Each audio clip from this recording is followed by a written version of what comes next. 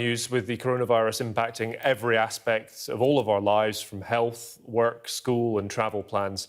We're now offering a chance to have your questions answered about the outbreak in the UK. I'm pleased to say that here to answer them, we have a panel of experts. In the studio with me, we have travel journalist Jill Starley-Grainger, Gráinne Halloran, a former English teacher who now writes for the Times Education Supplement, and joining us from central London, Oksana Pizik, the lead of the Outbreak Educational Programme for Infectious Diseases at the University College London. Welcome all. Thank you very much for coming in and speaking to us and answering some of our viewers' questions, and they've been flooding in and understandably. So let's get right into them with you, Jill. The first one on travel issues.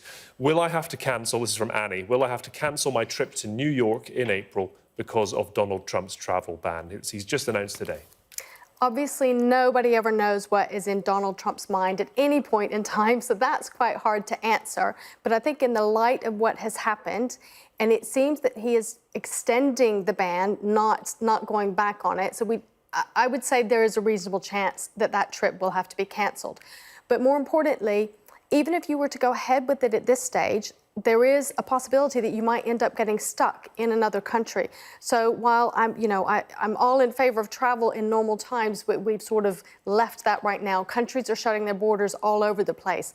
So if you do decide to go ahead and go to New York, if Donald Trump has not excluded the UK and said that we can still travel, make sure you have suitable travel insurance. And if you have not had that insurance now, most policies are now starting to exclude coronavirus, so you wouldn't be able to get new travel insurance. Yeah, well, I mean, the President's announcement earlier this evening is that effectively people from the UK and Ireland, as of 4 a.m. on Tuesday, are not going to be allowed in. So I guess speak to your travel insurance company if that's going to affect you. Well, if a ban is enacted like that, then what would happen is, in the first instance, if you would speak to the airline or the travel agent, and they would deal with it.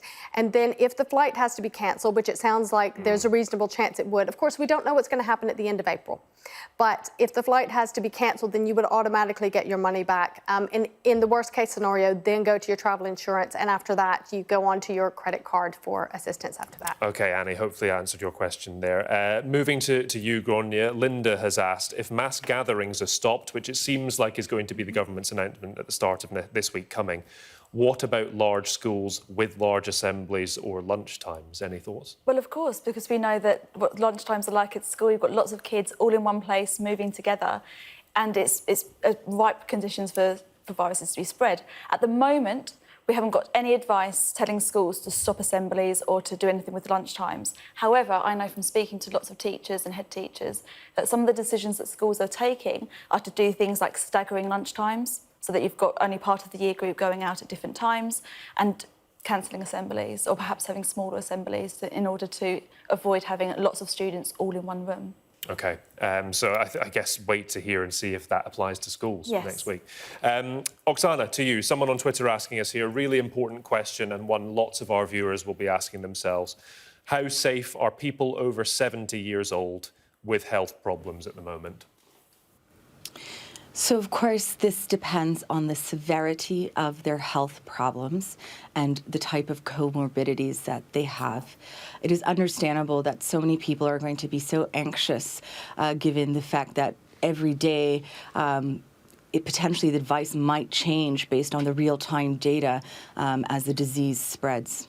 However, if you continue to take your medicines as prescribed by your doctor, and if you do start to feel unwell in any way, then it is a wise idea to stay at home, if possible, avoid crowded places where super spreader events can occur. And really, sometimes it could just be for your own mental health, in terms of if it is really upsetting you, to then practice some self-distancing, even if at this time the government is not yet advising that, although next week we might be... Sorry to interrupt, but on that, the fact the government's not advising that, there are lots of people who are asking, you know, given the data we know exists, which is that people that sort of age, 70 and over, are more at risk anyway, and then you add in health problems, do you have any idea why the government advice right now isn't for those people who think they might be at risk of that age to self-isolate anyway? Well, that advice may look to change in terms of trying to cocoon the most vulnerable and protect them. At this stage, the people who are healthy, what we have heard the chief medical officer talk about is this concept of developing herd immunity. But again, this is a choice for people to make, even if the government isn't yet advising it. If you do have health problems, then certainly that would be within your right to make decisions about your own health. Yeah. Let's move back to another travel question for you, Jill. Phil on Twitter, who is holidaying in Spain at the moment, asks, how will this lockdown affect me? Now, for people who are just joining, who perhaps don't know, we're expecting the Spanish government to announce some fairly extreme measures, effectively locking down the country there. So how that might affect Phil? Right. So what happens in these situations? We don't know, again, what the Spanish government's going to say. I would guess that they are probably going to allow non-Spanish citizens and residents to leave the country. We don't know for sure, but assuming they do, what should happen is that hopefully there will be some rescue flights to bring people home. Now, you will still have to pay for those. If you have something in your insurance called travel disruption cover, that should help you get back home. And if you have to stay in Spain, then that travel disruption cover will help cover those costs. If you don't have that, though, the reality is that, unfortunately, if you end up having to stay in Spain, if you end up having to stay in quarantine, typically those costs will have to be covered out of your own pocket, because there is nothing else to protect in these situations. Credit card covered protection doesn't come in. The airlines are only responsible to get you there and get you back. But if the Spanish government will not allow flights into the country, then that is a problem. So once they decide to let people out, there are trains and ferries that do operate from Spain, but we don't know what the Spanish government is planning right now. But hopefully they will allow people time to get out, as they did with Italy. Yeah, it seems most countries are taking that approach, so it'd be worth just bearing in mind, Phil, who asked that question, keeping an eye, as you said, on what the Spanish government do announce. Yeah. Another educational question for you, Grania. Della on Twitter asking, what should parents with underlying health problems do? And, this is more a medical question, so bear that in mind. We are worried our children will bring this virus home to vulnerable people, but that must be a concern that you're hearing. It's such a huge concern for people. And I know that when we had thought about schools were going to shut, that I'm a mother of 3, and it was something that worried me too. And I had to really think, do I want to send my children into school today?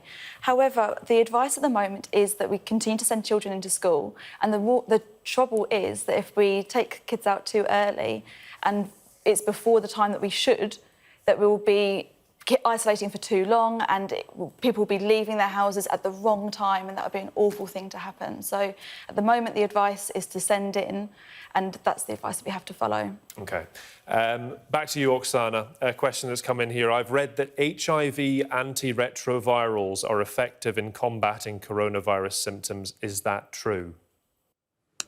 So there is no evidence to show that any of these medicines for HIV are currently effective for this treatment.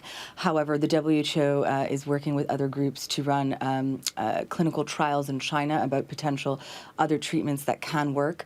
Unfortunately, we will unlikely to have an effective medicine by the time that this peak and potentially reemergence of the disease occurs.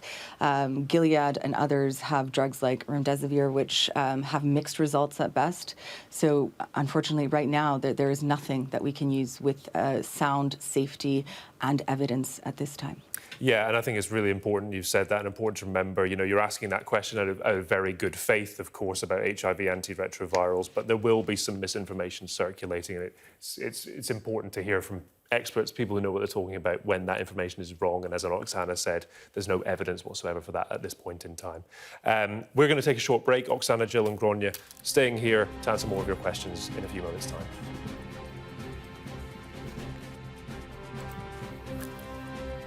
Thanks. Everyone can hear me? Oksana can hear me as well?